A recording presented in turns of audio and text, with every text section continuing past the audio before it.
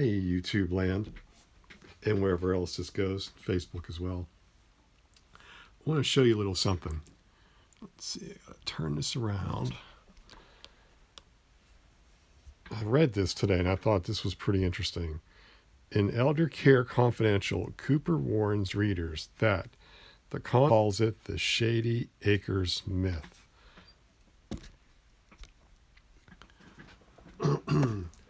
So, yeah, I got my Steelers stuff on today for the game tomorrow.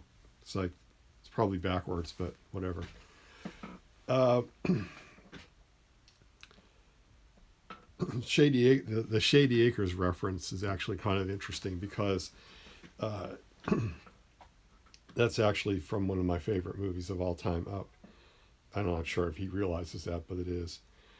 But the concept is that you think that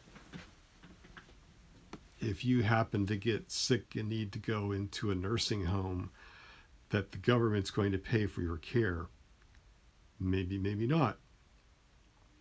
If you have any large amount of money, say $100,000 or more, and you're going to go into a nursing home, you're going to have to do what's called spend down.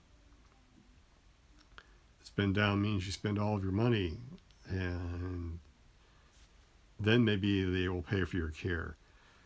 And then, God forbid that you have more than one car or one house, because if you do, they'll make you sell that. That is, if you have a spouse living at home, because they're not going to leave your spouse homeless. If, say, for instance, that you live by yourself, that you are widowed, or you live by yourself for one reason or another, they will make you sell your house and your car, because in all likelihood, you're not going back home again. So the alternative is long-term care insurance or cash. Because for most people, well, first of all, most people don't think they're going to go into a nursing home. I don't think I'm going to go into a nursing home, and you probably don't either.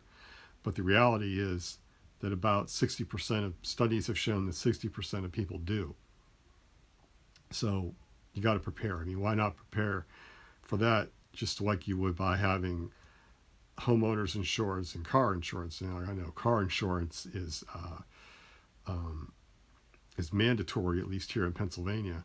But when it comes to homeowners insurance, a lot of times it's not actually mandatory. But the thing of it is, so you have three choices when it comes to paying for your long-term care. Cash, insurance, go broke. That's it. Cash, insurance, go broke. Cash, insurance, go broke. So cash, hey, maybe you've got millions and millions of dollars. And even if you do, you're better off with insurance, because you can take, say, it's kind of like the way life insurance works. You take maybe $50,000 worth of long-term care, and you turn it into maybe $100,000 to $300,000 of long-term care insurance.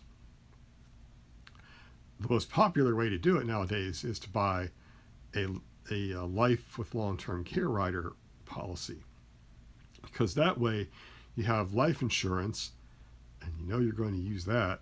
We all are. We're all going to die. You're going to use life insurance one way or the other, so it's going to get used that way. Or you have life with long-term care rider, and then if you go into a nursing home, part or a large percentage of that would be used for your long-term care insurance. If you never go into a nursing home, you die and it goes to your heirs. So it works out really well. Generally speaking, it's a lot better than traditional long-term care. Most traditional long-term care, for the most part, is dead in the water anyway.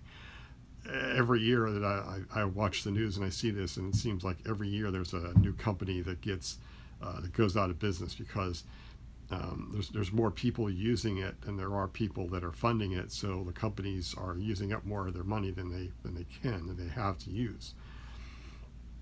Excuse me. So generally speaking, that's a better way to go. If you have questions about that, you want to learn more about that, call me 724-479-2830, 724-479-2830, or email me randy@retirementmogle.com, randy@retirementmogle.com. Have a great Saturday. See ya.